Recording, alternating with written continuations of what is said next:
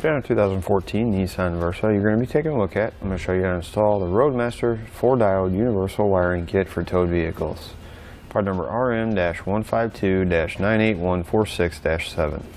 This is what our diode wiring looks like when it's installed. This is going to give us the proper lighting functions in our Nissan while it's being flat towed.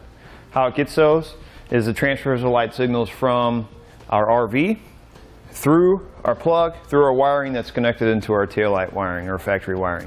It's going to be one of 5 main components in a flat tow setup. The other 4 are going to be your base plate, your tow bar, your braking system, and your safety cables. Our diodes are going to protect our factory wiring from any backfeed from our RV if our RV has wiring issue. It protects factory wiring on the Nissan, and vice versa. It's going to protect the wiring on the RV if our Nissan wiring has an issue. Our diodes are going to have an aluminum casing on them, so they're going to resist any rust or corrosion. As far as our 6-pole plug here, we have mounted on the front. It's going to have a spring-loaded lid to make sure that it stays closed when not in use. It's also going to have a tab there that's going to lock your wire when you're hooked up to your RV. Your plug that's inserted, it's going to lock it into place so you don't have accidental removal of the plug. Now, we only hooked 4 wires into this kit, or this kit only has 4 wires. The plug, however, is going to give you 2 extra options. It's going to give you an auxiliary pin to use and a second pin for, say, like you're putting a battery charge line kit in or something like that. So keep that in mind. You do have 2 extra plugs or pins on this plug. As far as the installation goes, it's pretty simple, straightforward installation. Now that we've gone over some of the features, let me show you how I installed it. First thing you're going to do is remove your fascia. It's going to make it a lot easier to put in your wiring. Second thing you want to do is you need to run your 30-foot of wire from the front of the vehicle to the back. There is not a whole lot of space. There's a lot of moving parts with how small this car is in this area, so getting our wiring up and then back down and then back to the back is going to be a little bit challenging. I found a way to go through the frame rail right here. The easiest way to do it is with an airline tube. Run it right through this frame rail. The problem is right about here there is a brace in there, and you have to get the airline tube through a hole inside that brace and then out of the hole up in the front. I've done that. So now what we need to do is, this might be a little bit too wide to go through, so we're going to split it apart. And the reason I'm going from here up is if I didn't, I would have to split the wire from here back, but I'd end up having it split all the way to the back of the car. Because the hole is so small up inside of here, I don't know if I'm going to get all 4 wires taped on the side of it and put through the hole, so I put 2 of them inside the tube. I'm going to tape 2 of them right on the side like this. Next, you want to bring your wiring up before we go down to the front.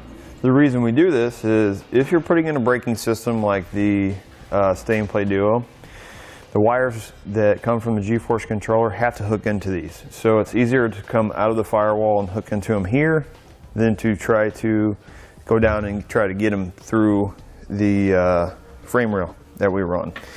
So I'm going to take a little bit, I'm going to zip tie it right to this bracket here that's holding up this pipe. Just like that. And then I run it down behind my headlight, across the back of my base plate, or to the 2 pegs for my wiring, or for my plug. I'm going to take some electrical tape. I'm just going to tape it like this. That way I have plenty to work with after I get my fascia put back on when I hook my wires up. Pull this tight. We'll get all of our slack out of it so we can take as much to the back of the vehicle as we can. From the end of our frame rail here, we found some existing hard lines. You can see here I put some wire loom on it. That's just to keep my wire from rubbing on the edge of the metal. I just zip tied it right along the edge of my hard lines. I took my same airline tube, went up over top of the gas tank, and came out on the other side. And just kind of went up over top of those lines. That'll help hold it up. I came over to my driver's side first. It doesn't really matter which side you go to, it's going to work the same.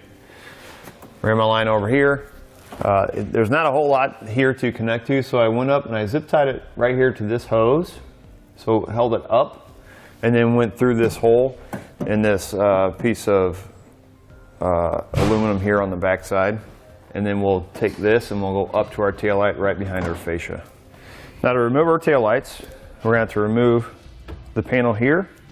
We're going to have push pin fasteners that kind of look like this, or like the ones we took off in the front on our fascia.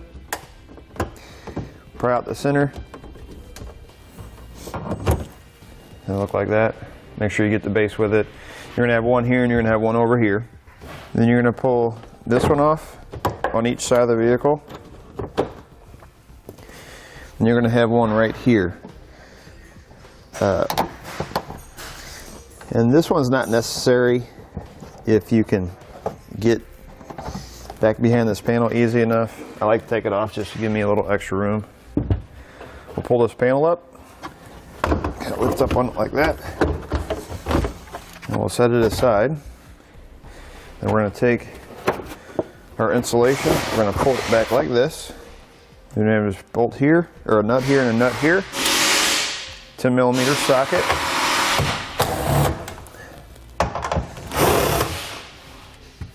You can take a trim panel tool, right up in this corner of the light, there's a peg that goes in, just so you don't pull this and twist it, because you don't want to break the light. You need to pull, kind of get it to pull straight out. Just like that. That's that peg. It's just a plastic peg. Unclip our wire like this. And then on the back side here, we need to lift up. And then we'll pull out. So, you can see right there, we have to lift up and pull out. Now we've gone ahead and pulled our wires up behind our fascia. You don't need anything special here. You can actually reach up and feed the wire up with your hands. Green one, we've gone ahead and separated. We're going to feed it back down because it's going to go to our passenger side.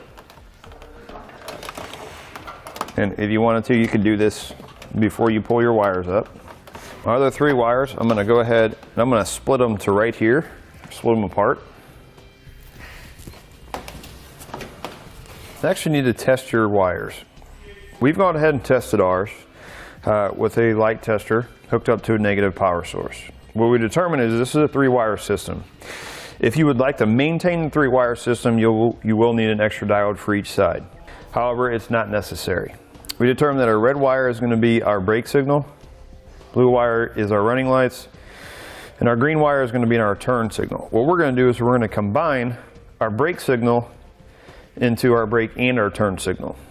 So this is going to work as both as we're flat towing our Nissan. Once we turn the key on in the vehicle, it's going to go back to normal and it's going to function normally just like it was out of the factory.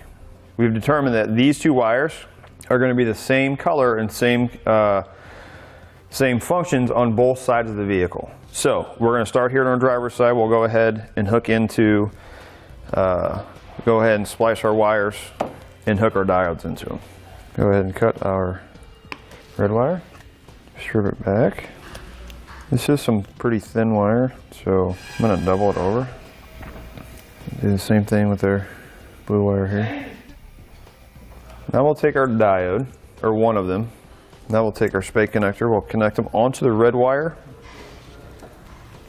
The outside goes out towards the light, just like that. We're going to take our yellow wire, which is, with this wiring kit, is the combined signal. It's combined brake and turn signal wire. We'll go ahead and cut it to length. And the spade connector. There. Now our blue wire is going to be our running light wire. It just matters that you have this yellow spade connector, because what we're going to do is we need to cut this. We're going to cut our brown wire to length, but what we're going to do is we're going to use this extra piece, we're going to combine it, and this is going to be a jumper to go over to our passenger side. So I'll go ahead and split both of these, put on our yellow spade connector. There. And we'll have two blue ones left. We'll put those on our blue wires. Now as far as our white wire, it's going to be our ground wire. I'm actually going to ground it right inside here. So we'll strip it back. Add your ring terminal that comes in your kit. self-tapping screw.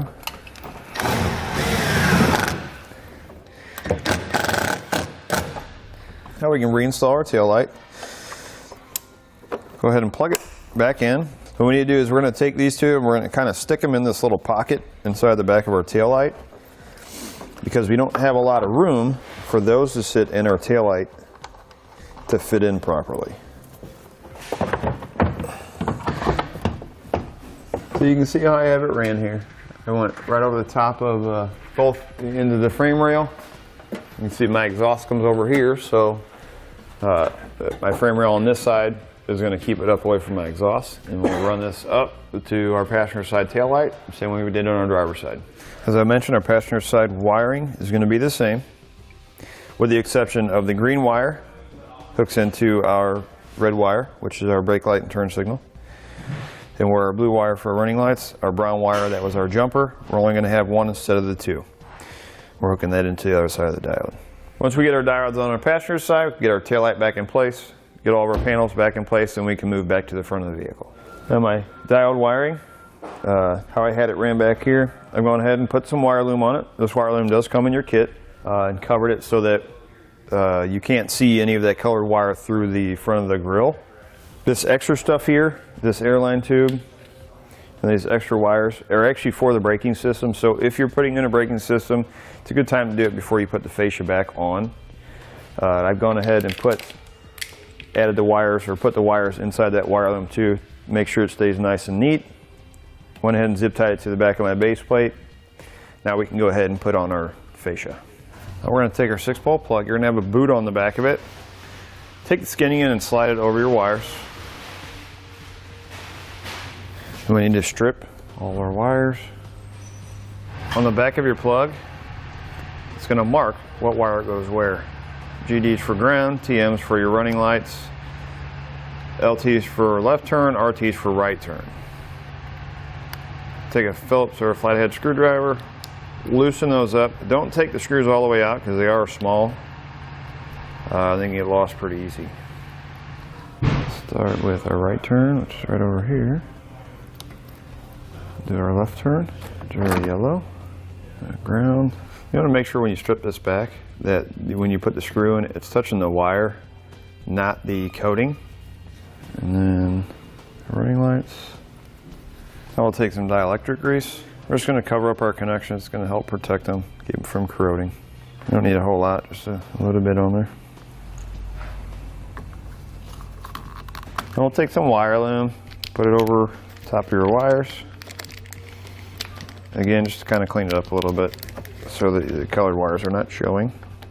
Take some electrical tape. I'm going to go right over the edge of the boot like that. I'm just going to take it all the way down over top my wire loom. And we'll take some self-tapping screws. Go ahead and attach it to the two rods we have coming off our base plate. Now we'll test out our wiring using an alternate power source. This is going to simulate being hooked up to your RV. Tail lights, left turn, brake lights, right turn. That'll do it for a look at and installation on the Roadmaster 4-Diode Universal Wiring Kit for towed vehicles, part number RM-152-98146-7 on our 2014 Nissan Versa.